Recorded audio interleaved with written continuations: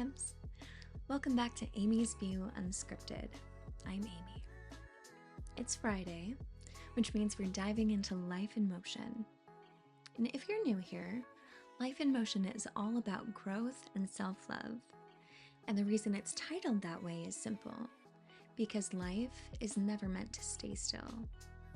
Growth, reflection, and love, they keep us moving forward, evolving, and becoming. When we stop leaning into these things, that's when we fall into stagnancy. But when we keep ourselves in motion, emotionally, spiritually, and mentally, that's when life starts to feel alive again. And today, we're going to get into something that I think every one of us wrestles with at some point: self-acceptance and growth. How do you learn how to love yourself as you are while still becoming more? How do you balance being enough in this moment with wanting to evolve into your favorite version of yourself? That's where I want to take us in this conversation, because I don't want you to just hear this. I want you to feel it, and maybe even walk away with questions that spark something inside of you. So if you've ever felt stuck between accepting yourself and wanting to change, stick around. This one's for you.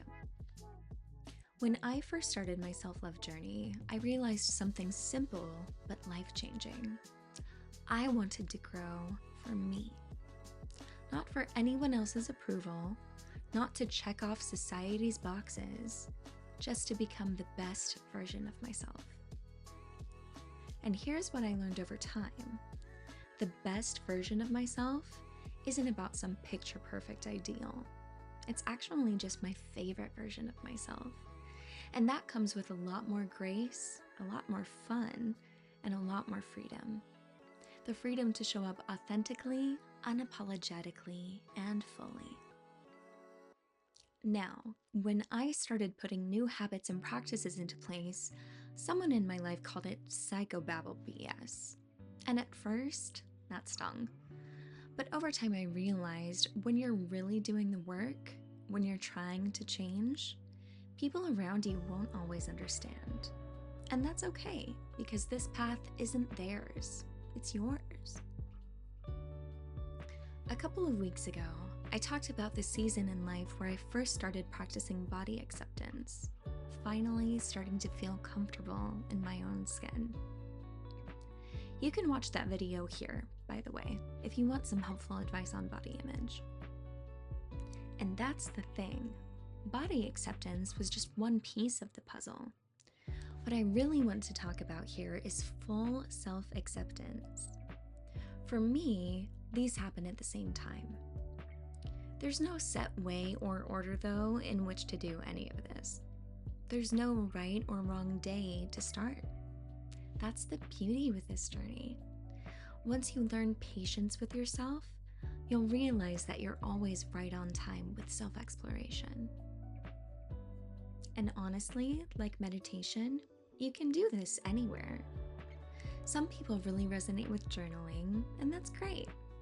But I'm not gonna lie, some of my most important moments of self-growth have come while I've been doing something completely mundane. Doing the dishes, laundry, vacuuming, sitting in traffic. It doesn't have to look like a ritual for it to matter. Sometimes the quietest, most boring moments can turn out to be the most profound. And when you open yourself up like that, even in the everyday stuff, sometimes you stumble into some pretty heavy realizations. I'll be real. There were some pretty intense existential moments that came up during this process for me. And if that's something you feel like you might need help navigating, I would definitely recommend engaging with a mental health professional. There's no shame in needing a guide. For me, I sat and asked myself what my life really meant to me. I reflected on who I am, who I had been, and I had to decide if that was someone I wanted to carry forward. And I want to be clear here. It was never about not carrying my life forward. It was about looking at the different versions of myself. the layers of who I've been, and asking which pieces I wanted to bring with me into the next season. Some parts of me I loved and wanted to keep nurturing. Some parts I knew could be stretched, softened, or evolved. And some parts had already done their job. They'd taught me something, protected me, guided me through a hard time, and it was time to let them go. And here's the thing. Each one of those versions was still my favorite at that moment in time. They were doing their best with what they had, right where they were. But eventually, I had to gently kiss those pieces goodbye, thank them for what they gave me, and let them drift softly into the breeze so that I could make space for the version of me that was waiting to unfold. And then I asked myself what I wanted in life. My answer was simple: to love and to be loved. That's the key to my joy, so that's what I wanted. And then I started to dig a little deeper. I realized I am love. I am. But if I wanted to give and receive that love fully, there was something really challenging I had to face. I needed to learn to love and accept myself fully, as I am, as I was, as I will be. Now, let me say this.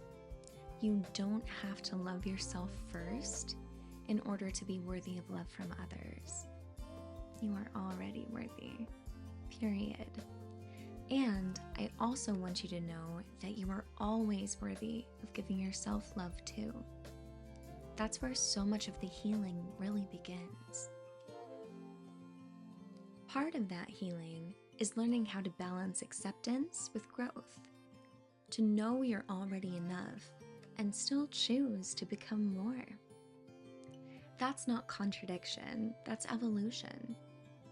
But it's funny because when you start walking that line, you'll notice how much noise is out there about what it should look like.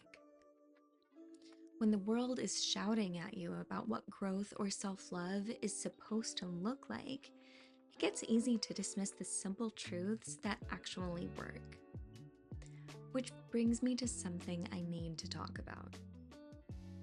Sometimes I'll be listening to a podcast or I'll see something online and someone will roll their eyes and say, "That's so cliché. Everyone says that. So cliché." And every time I hear it, I just think, why are we dismissing something just because it's been said before? I've said before, I don't believe in the word cliché, but that was another story for another time. And I feel like now is that time. I hate the word cliché. By definition, cliché means something overused and lacking original thought. But let's be real.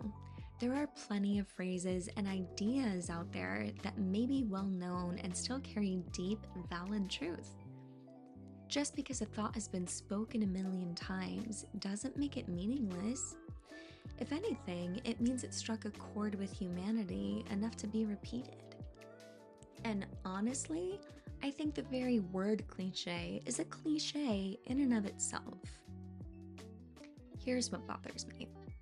When someone dismisses advice just because it's cliché, they'll say, "That's not important to me, it's a cliché, everyone says it." Well, maybe everyone says it because it works. If you actually followed that advice instead of brushing it off, you might benefit from it. And who cares if it wasn't your own original thought? That's how thought itself works.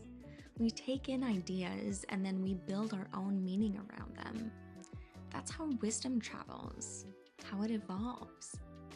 So if everything you hear is just a cliché, okay, well then let's hear all of your original thoughts then, Aristotle. So don't let clichés just be clichés for you.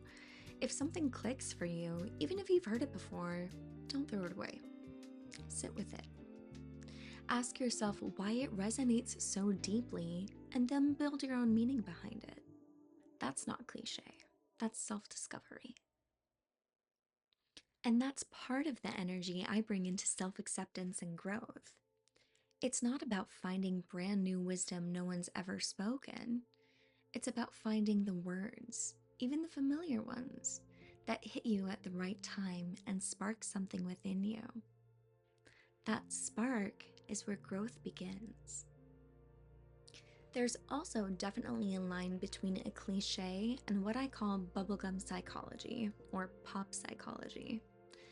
Because sometimes what people call overused or recycled wisdom actually holds depth, but bubblegum psychology, that's different.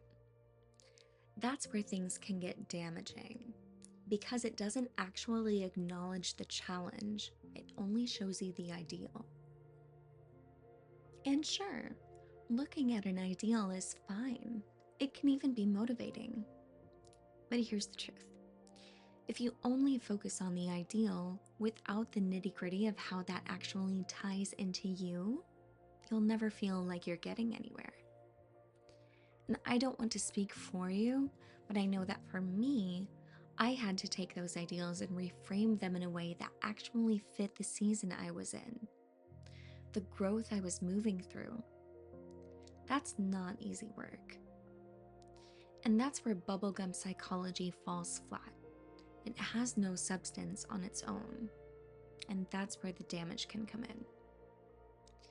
We need to truly reflect, to challenge ourselves, not just look at where we want to go, but actively take the steps to grow into it.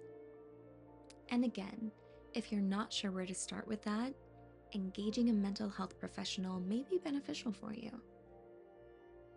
When you're only handed the ideal, it's like someone pointing out the silver lining, but pretending the storm clouds don't exist. The reality is, you can't get to the silver lining without walking through the storm. And skipping over that storm, skipping over the challenge, is exactly why bubblegum psychology feels empty. It ignores the hard part, which is where the actual healing lies. What's important is acknowledging the real emotions we traverse while striving for something greater for ourselves, not just slapping a silver lining over the storm clouds. You can acknowledge the pain of life. You can admit you're suffering through the storm while still searching for that lining. That's where the healing is. Like I've said before, you can't heal a wound until you realize it's there. The same goes for our inner storms. Sometimes they'll scream at you, shake you, force you to pay attention. But once you do, that's when you find the strength to walk through it and the courage to notice even the smallest threads of light breaking through. Life is balance. Life is duality. I think that's where the soul searching begins. Not in pretending that the storm isn't happening, and not in rushing through it, but in asking yourself the kind of questions that anchor you while the winds blow. Questions like, what truly makes me feel alive? What fear is holding me back from stepping forward? Where have I already proven myself stronger than I realized? These aren't answers you rush. They're questions you live with. Questions you let shape you as you move through the duality of who you are and who you're becoming. And sometimes the simple act of asking them, that's what sparks the silver lining. This is an invitation to reflection. Don't be afraid to live inside the questions for a while. Don't pressure yourself for perfect answers. Just let the questions breathe and trust that as you keep moving, the answers will meet you where you are. So as we close out today, my wish for you is simple. May you carry patience for yourself, clarity for your path, and abundance in the ways that matter the most. May you keep growing, keep loving, and keep finding your favorite version of you. And if this message resonated with you, don't forget to like, subscribe, and share, because together we can help and inspire each other. And maybe together we can make a difference for others and for this lovely world. And next week, we'll take this even deeper. We'll talk about something I believe our world is craving now more than ever: human connection. What it means, why it matters, and how we can begin to build it in a space that sometimes feels more artificial than alive. I'll see you Monday for another money moment. Then we'll take another pause to look at the beauty around us and this wonderful world on Wednesday. And life in motion keeps moving into next Friday. Until then, thank you for being here with me. Thank you for keeping your own life in motion.